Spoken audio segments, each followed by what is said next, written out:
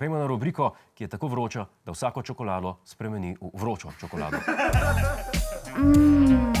Planet 18+. Današnja vroča novica pa o seksualnih navadah Britancev. In ne govorimo o metodi potegni ven, ali kot ji rečejo tam Brexit. Rezultati tamkajšnje ankete so namreč pokazali, da je 43% vseh Britancev že seksalo v svojem avtu. Pari se zgleda podirajo na podrtih sedežih in jaz jih razumem. Kje je boljš uživati v dobri vulvi kot v svojem Volvutu?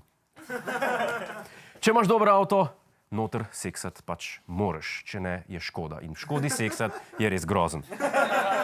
Edini, ki te dejavnosti ne izvajajo, so lastniki Audijev in BMW-jev. Sklepamo, da zato, ker imajo za seks premejhne penise.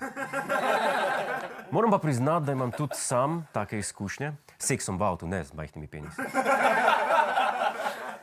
In da ni dobro za amortizerje. Na AMZS-ju so mi namreč rekli, da moram s temi dejavnostmi takoj prenehati.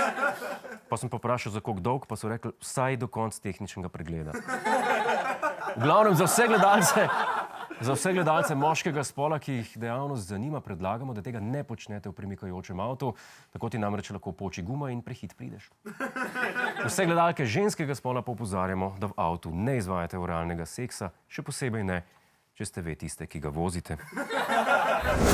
Hej, preden greš, klikni tukaj in se naroči na naš YouTube kanal, imamo pa tudi TikTok, Instagram in Facebook, tako da le urno.